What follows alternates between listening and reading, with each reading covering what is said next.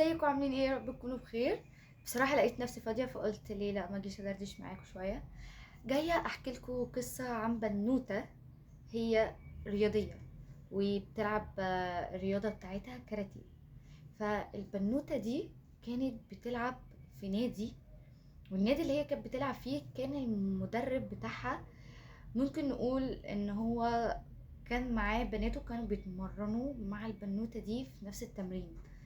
فالبنوتة دي كان مستواها كويس جدا جدا، فكانت حتى لدرجة ان هي مستواها كان معدي مستوى عياله.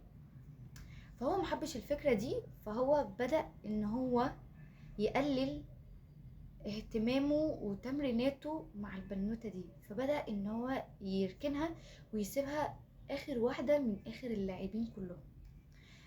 فحصلت مشاكل، وطبعا البنوتة حست ان مفيش تقدير ولا تقدير لمستواها ولا في اي حاجة، ولو فضلت على المستوى ده فممكن ان هي مستواها هي حست بالاحباط وحست بالقلق والتوتر. فبدأت ان هي تاخد قرار وغيرت النادي اللي هي كانت بتلعب فيه ده وراحت لنادي تاني. فالنادي التاني اللي هي راحته ده كانت بداية جديدة ليها. بس رغم كده حصلت مع البنوتة دي شوية مشاكل وظروف كتيرة جدا، وكلام سلبي ليها من كل الناس، وإحباط ليها بطريقة مهولة. البنت رغم كده، البنوتة دي رغم إحباطها ورغم الكلام السلبي اللي جه عليها وكان نازل على دماغها، هي فقدت الشغف. ورغم فقدان الشغف بتاعها دي كانت مكملة ورا حلمها. هو يعتبر ان رياضة الكاراتيه ده كان حلم عندها لدرجة رهيبة، كانت بتحبه جدا. بس بسبب كل الامور وكل الحاجات اللي حصلت لها، وبسبب الكلام السلبي اللي كان بيفضل ينزل عليها زي السكاكين، بس رغم كده هي رمت كل الكلام السلبي ده وفضلت مكملة ورا حلمها، وبدأت ان هي تروح التمرين رغم ان هي فاقدة الشغف. كانت لدرجة ان هي كانت بتلعب اللعبة دي وهي مش عاوزة تلعب، بس كانت اللي مخليها تكمل ان ده حلمها، ان ده هدفها، ان هي عايزة تبقى حاجة، ان هي مش بعد كل اللي هي وصلته ده ان هي في الاخر بسبب لحظة فقدان شغف ان هي تبعد او ان هي تسيب مستقبلها او ان هي تركن حلمها وهدفها. لا خالص، رغم ده كله هي كملت. فضلت بالظبط خلال سنة كانت حرفيا فاقدة الشغف، بس رغم خلال السنة دي كانت بتروح. وبعد السنة دي بدأ الشغف بتاع الرياضة وبتاع يرجع لها. بدأت تحس ان الحياة بدأت ترجع لها تاني، ان هي بدأت تمشي خطوة خطوة، وبدأ الشغف يرجع لها واحدة واحدة واحدة عذرا. فبعد ما كملت وفي خلال السنة دي في السنة اللي بعدها بدأت تدوس على نفسها، وبدأت ان هي تخش بطولات، وبدأت تكسب، وبدأت ان هي تاخد مراكز كويسة جدا، وبدأت ان هي تاخد الدورات دي اللي هي بتاخدها بتعلي من تمارينها ومن فكرها الرياضي في اللعبة دي بالذات، وبيديها خبرة اكتر. فبدأت ان هي تسعى ورا ده، وبدأت ان هي تكبر واحدة واحدة في المجال بتاعها ده، لدرجة ان هي دلوقتي بقت واخدة حزام. هو يعتبر في رياضة الكاراتيه ده بيبقى احنا عندنا 12 حزام اسود، او يعتبر بقى 11، هو كان 12 بس دلوقتي بقى 11 حزام اسود. فهي دلوقتي معاها 2، وان هدفها دلوقتي وحلمها ان هي تاخد ال11 الحزام الاسود ده، وان هي بتسعى وراه ان هي تاخدهم كلهم. وبدأت تاخد الخطوة دي وهي دلوقتي معاها 2 من اصل 11. فغير كده ان هي خدت خطوة وحاليا دخلت دورة تدريب، وحاليا بقت مدربة للكاراتيه، وبقت ان هي مسؤولة عن اطفال بتعلمهم وبتأسسهم عن الرياضة دي، وان هي ازاي بتفهمهم وبتعلمهم، وبقت حرفيا قدوة لأجيال هي اللي هتطلعهم من تحت ايديها.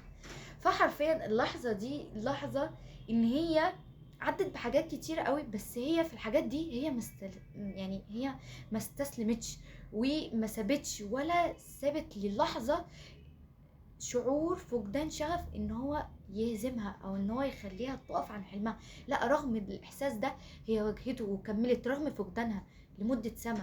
لمدة سنة، عذرا معلش، بس انا لما بتكلم بسرعة كلامي بيتلخبط. ف البيجامة بقى بتبان. فبدأت ان هي رغم كل ده بدأت لا تكمل وتستمر.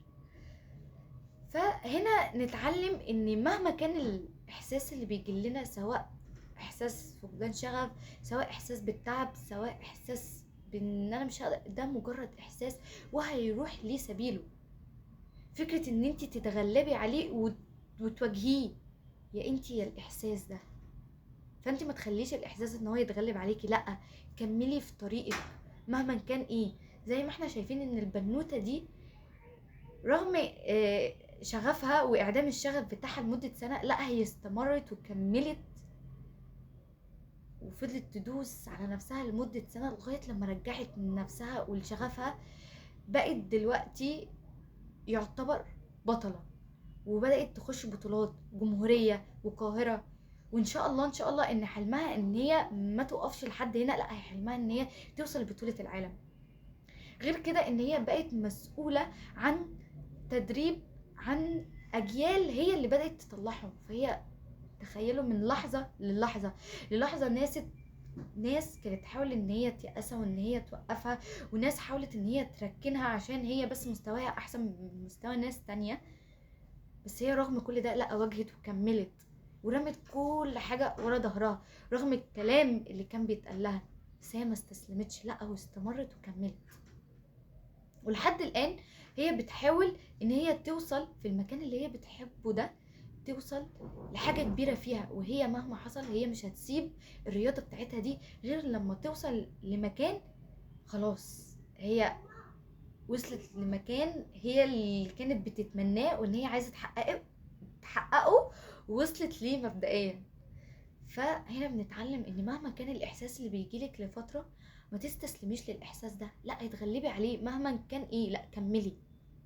عشان انت في يوم من الايام ممكن تبقي قدوة لناس تانية، فانت ما تعلميش ربنا كاتبلك ايه. فانت قدها مهما كان ايه، وخليكي دايما ورا حلمك مهما كان ايه، خليكي وراه. غير كده ان البنوتة مش حلمها بس الكاراتيه، ده نبذة عن حلم من احلامها او هدف من اهدافها. ولسه هي نفسها في حاجات كتيرة قوي، وهي ان شاء الله هتوصل لها، عشان هي حاطة يقين وامل في ربنا ان ربنا هيحقق لها كل احلامها واهدافها. فاهم حاجة قبل كل حاجة، حط يقين في ربنا ويقين في نفسك ان انت هتقدري وتتغلبي على كل حاجة. فبس، وحبيت ان انا ادردش معاكم في حاجة زي دي، واتمنى ان انتوا تكونوا اتعلمتوا حاجة منها. و وهحاول ان انا اعمل لكم سلسله من فيديوهاتي وانا رايحه الجامعه ويومي في الجامعه عامه يعني. وبرضو هحاول برضو ان انا اعمل لكم فيديوهات برضو آه وانا مثلا تحت، واوريكم قد ايه سلسله، قد ايه مصر جميله جدا. بصراحه انا بحاول اخطط وبخطط لكل ده هو هياخد وقت كتير على قد ما اقدر يعني، بس ان شاء الله السلسله هتنزل يومي في الجامعه عامه يعني. فاستنوها. وبرضو سلسله يعني مش هحاول ان انا برضو افضل اصور في اوضتي، لا، برضو هحاول ان انا اصور لكم وانا تحت. وغير كده برضو هحاول ان انا اصور لكم شوارع مصر وقد ايه هي جمالها وحلاوتها بجد يعني. وبس، واتمنى تكونوا انبسطتوا، وباي.